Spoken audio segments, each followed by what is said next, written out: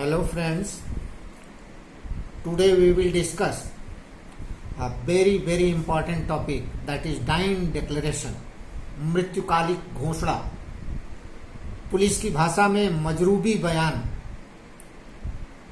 मित्र, आप आए दिन सोसाइटी में सुने होंगे कि फलां ने फलाना को मार दिया, गोली मार दिया, चाकू मार दिया, और इसके कॉन्सिक्वेंसेस मारने के बाद वो व्यक्ति जो है जीवन और मरण के बीच में झूलने लगता है, जूझने लगता है। और ऐसे समय पर उसका दिया गया बयान मृत्युकालिक कथन कहा जाता है। वह निरीह व्यक्ति जब मरने के कगार पर पहुंचता है तो कानून ये मानता है कि जो व्यक्ति जीवन और मरण की बेला में संघर्ष कर रहा हो, उसके कथन में सत्यता होगी और उसकी जिह्वा पर भगवान का वास होता है, ये मान्यता है मित्र। और इसी के आधार पर मजरूबी बयान अगर विधिवत रिकॉर्ड किया गया है, बयान देने वाला उस समय होश हवास में हो, भले ही वह उसकी चोट जो है बिल्कुल मृत्यु के सन्निकट हो, वो बयान अगर अभिलिखित कर लिया गया, एक कॉम्पिटेंट अथॉरिटी मजिस्ट्रेट के समक्ष प्रश्नोत्तरी में पूछ कर सारी सावधानियां सम्यक रूपेण बयान अंकित कर लिया गया, तो उनको सजा दिलाने में ये बयान मील का पत्थर साबित होगा और वह कातिल जो उस व्यक्ति को इस स्थिति में पहुंचाया है निश्चित रूप से सजायाबी होगा, उसको कोई बचा नहीं सकता।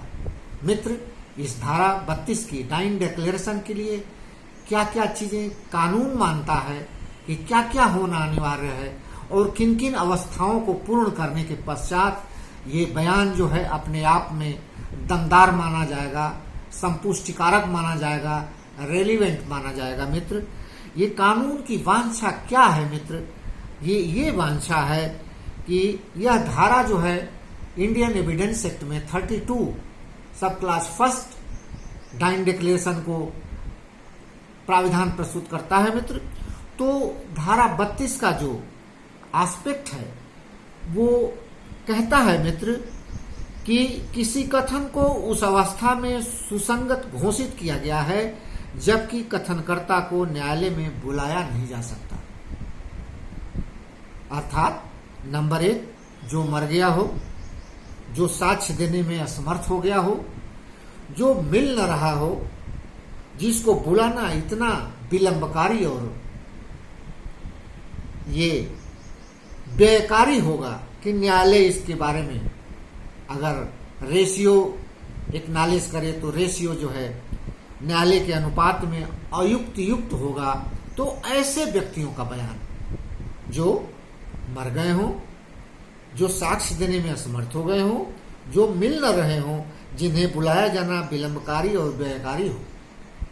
मित्र, धारा 32 ऐसे व्यक्तियों के बयान को वैलिड अनाउंस करती है और यह धारा अपने आप में ऐसे व्यक्तियों के बयानात को एक पुख्ता सबूत जो है घोषित करती है। तो धारा 32 के सब क्लास फर्स्ट के फुलफिल होने के लिए मित्र जो एसेंशियल इंग्रेडिएंट हैं वो ये हैं कि ऐसे कथन की सुसंगतता के लिए आवश्यक है कि किसी व्यक्ति द्वारा कोई लिखित या मौखिक बयान किया गया हो। वो बयान डाइंग डिक्लेरेशन ये ओरल भी हो सकता है और लिखित भी हो सकता है मित्र, दोनों बयान वैलिड माने जाते हैं।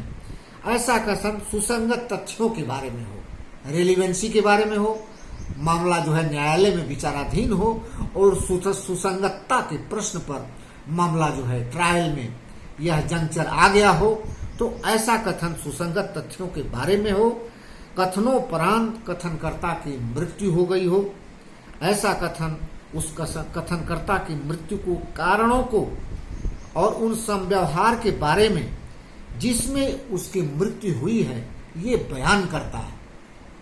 उस मामले में जिनमें कथनकर्ता की मृत्यु प्रश्नगत हो, ये इसके जो है कथनकर्ता के मृत्यु प्रश्नगत हो, समव्यवहार की परिस्थितियों को एक्नॉलेज करता हो और सुसंगतता के तथ्य के बारे में, कथनों के बारे में सुसंगतता की बात चल रही हो, बयान लिखित हो या मौखिक हो, ये इसके एसेंशियल इंग्रेडिएंट है मित्र। ये बात सारवान होगी कि ऐसे कथन, मृत्युकालिक कथन सिविल और दांडिक दोनों कार्यवाहियों में वैलिड होते हैं मित्र। और कथनकर्ता मृत्यु की प्रत्याशा में हो या न हो, उसको ये अंदेशा हो कि हम मर जाएंगे या नहीं मर जाएंगे, ये कोई बात नहीं है, ये कानून नहीं देखेगा।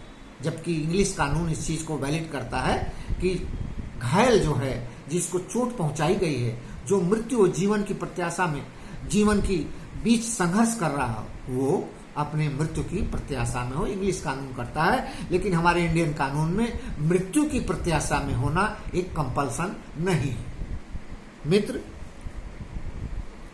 इंग्लिश और हिंदी कानून में जो डिफरेंस है वो इस प्रकार है कि कोई मृत्युकालिक कथन केवल मृत्यु के कारण के बारे में ही सुसंगत होता है इंग्लिश कानून में, लेकिन हमारे यहाँ मृत्यु के कारण के अलावा मृत्यु की समव्यवहार की परिस्थितियों के बारे में भी बताया जाना चाहिए, तब वैलिड होता है। मृत्युकालिक कथन करते समय, मृत्युकालिक कथन करते समय जो इंजर्ड है, जो मजरूब है, वो मृत्यु की प्रत्याशा में हो, ये इंग्लिश कानून करता है। लेकिन हमारे यहाँ मित्र इंडियन कानून में ये जरूरी नहीं है। और इंग्लिश कानून में ये कथन जो है सिर्फ और सिर्फ क्रिमिनल मैटर में ये तवज्जो दिया जाता है, लेकिन हमारे यहाँ क्रिमिनल और सिविल दोनों मामलों में इसको उतना ही वैलिड माना जाता है। मित्र, आपके सामने इस कानून के जो समर्थक हैं, जो इसको एक बहुत बड़ी पुख्ता साक्ष्य मानते हैं और क्यों मानते हैं, उनकी नजर जरा देखी जाए कि ऐसे विद्वान क्या कहते हैं इसके बारे में। मैथ्यू अर्नाल्ड क्या कहते हैं? मैथ्यू अर्नाल्ड का कहना है कि मृत्यु के समय व्यक्ति की जीवा पर सत्य का वास होता है। मैथ्यू अर्नाल्ड साहब की ये बात है कि जब आदमी मृत्यु और जीवन के बीच में संघर्ष करता है, उसकी जीवा पर जो है ईश्वर का वास होता है, वो झूठ नहीं बोलता। नंबर 2, शेक्सपियर साहब ने कहा है कि जब व्यक्ति तकलीफ में हो तो वो झूठ नहीं बोलता। और इंग्लिश कानून के न्यायमूर्ति लस साहब ने कहा है कि जो व्यक्ति तुरंत ही अपने निर्माता के पास जाने वाला है, अपनी जुबान पर झूठ लेकर नहीं जाएगा। ये हमारे थिंकर्स, ये हमारे विद्वान लोगों की उक्तियां हैं मित्र। और इन उक्तियों को जो है मैंने कोट किया है, और इन उक्तियों में बल भी है कि एक आदमी जो है इतनी चोटिल हो चुका हो कि अब जो है वो मृत्यु और जीवन के बीच संघर्ष कर रहा हो, और ऐसे बीच में अगर कोई ये पूछे कि प्रश्नोत्तरी के बारे में कि आपकी किसने कत्ल किया है, आपको किसने चोट पहुंचाया है, जो कुछ बताएगा वो रिकॉर्ड किया जाएगा, और एक बहुत ही रेलिवेंट जो ये फैक्ट है, रेलिवेंट जो ये एविडेंस है, वो ट्रीट किया जाएगा। और यहाँ तक कि कोर्ट ने तवज्जो दी है कि किसी भी अन्य किसी कोरोबरेटिव एविडेंस की कोई जरूरत नहीं है, और अकेले मजरूबी बयान, अकेले मृत्युकालिक कथन किसी जो कल्प्रिट के सजा के लिए वाइड एनफ है, पर्याप्त है, और उसी बेस पर पूरी सजा दी जा सकती है। तो ये मित्र एक बहुत ही बेहतरीन एस्पेक्ट हम लोगों ने डिस्कस किया, और इस बारे में हम लोग जो है कल जो है इसके बारे में पाकला नारायण स्वामी का केस जो है डिस्कस करेंगे। आपको रिसेंट पास्ट में मैंने कन्फेशनल स्टेटमेंट के दौरान जो हम लोगों ने डिबेट किया था, पाकला नारायण स्वामी केस के बारे में डिस्कशन किया था। वो घटना और वो साक्ष्य, वो फोरम डाइंग डिक्लेरेशन में भी उतनी ही महत्व रखता है, और उसकी महत्ता इसमें भी वही है। इसके बारे में हम लोग जो है डिस्कशन करेंगे पैरेलली मित्र। अभी बहुत रिसेंट पास्ट की बात है, 2-3 साल पहले की बात है। निर्भया कांड हुआ था। ओहो, पूरा देश दहल गया था। उस बच्ची को चलती बस में 6 दरिंदों ने उसके साथ बलात्कार किया और फिर उसके बाद उस बच्ची को पूरी तरह से मारा और मारने के बाद रात में आधी रात को उसको जो है रोड पर छोड़ दिया। ये जघन्य अपराध आपराधिक जगत में तहलका मच गया मित्र, और इसके बेस पर जो है एक turning point criminal justice system में लेट डाउन हुआ, और जिसका डिस्कशन हम लोग कल करेंगे। और इस डिबेट में बस इतना ही मित्र। मेरा निवेदन है कि इस दोनों पार्ट 1 और पार्ट 2 को ठीक से आप सुनिएगा, तभी आपको जो है एक कानून के बारे में ज्ञान होगा, एक कानून के विषय में आपको जानकारी होगी, और जो हमारे कॉम्पिटिटर्स हैं, स्टूडेंट्स हैं, उनको एक जो है एक इस कानून की वैलिडिटी और इस कानून की जो है महत्ता के बारे में ज्ञान होगा। अब आज का डिबेट इतना ही मित्र। आपको बहुत बहुत धन्यवाद। So nice of you. Thanks a lot. Bye bye.